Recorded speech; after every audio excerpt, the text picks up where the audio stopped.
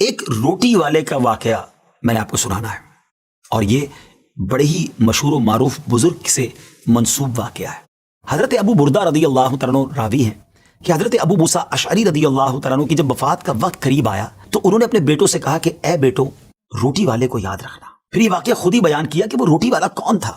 آپ نے کہا کہ ایک شخص تھا جس نے 70 سال اللہ کی عبادت کی، بڑی عبادت کی، مگر 70 سال بعد جب وہ باہر آیا تو شیطان نے اس کو بہکایا اور وہ ایک عورت کے فتنے میں مبتلا ہو گیا۔ 7 دن اور 7 راتیں وہ اس عورت کے ساتھ رہا، غلط کام ہو گئے۔ اب اس کو پھر شرمندگی ہوئی کہ یہ میں نے کیا کیا، 70 سال عبادت کی اور یہ 7 دن اور 7 راتیں میں نے گناہ میں گزار دی۔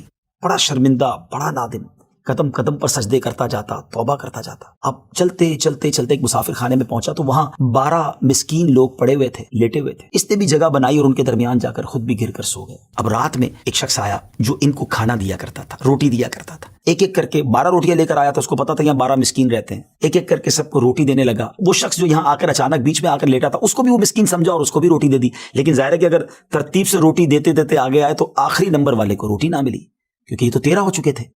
تو بانٹنے والے سے اس مسکین نے کہا کہ تم نے آج مجھے روٹی کیوں نہیں دی؟ اس نے کہا میں نے تو سب کو ایک ایک روٹی دی، کسی کو 2 نہیں دی۔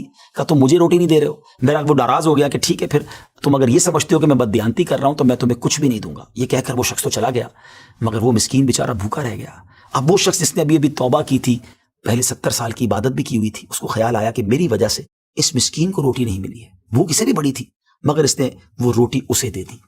شدید بھوک لگی ہوئی تھی، رات بھر بھوک میں تڑپتا رہا اور اسی بھوک کے عالم میں صبح اس کا انتقال ہو گیا۔ حضرت ابو موسیٰ اشعری رضی اللہ تعالیٰ عنہ فرماتے ہیں کہ جب یہ شخص اللہ کی بارگاہ میں پہنچا نا تو ایک پلڑے میں اس کی 70 سال کی عبادت رکھی گئی اور ایک پلڑے میں وہ 7 دن اور 7 رات کے گناہ رکھے گئے۔ تو فرمایا کہ وہ گناہ جو تھے وہ 70 سال کی عبادت سے آگے بڑھ گئے، یعنی اب اس کے لیے گویا حکم ہو سکتا تھا کہ وہ جہنم میں جائے، مگر ان 7 دن کے گناہوں کے سامنے وہ روٹی رکھی گئی، اور اس روٹی کی برکت سے، کیونکہ وہ اخلاص کے ساتھ ایثار کی گئی تھی، مسکین کی مدد کی گئی تھی، وہ 7 دن کے بڑے بڑے گناہ معاف کر دیے گئے اور وہ جنت میں چلا گیا۔ پھر آپ نے اپنے بچوں سے کہا بیٹا روٹی والے کو یاد رکھنا۔ ناظرین، یہ واقعہ واقعی دلوں کے تار چھیڑ دیتا ہے۔ 2 باتیں سیکھنی ہیں کہ بعض اوقات کچھ لوگ کہتے ہیں یار میں نہیں بہک سکتا، میں تو بڑے اچھے ماحول میں ہوں۔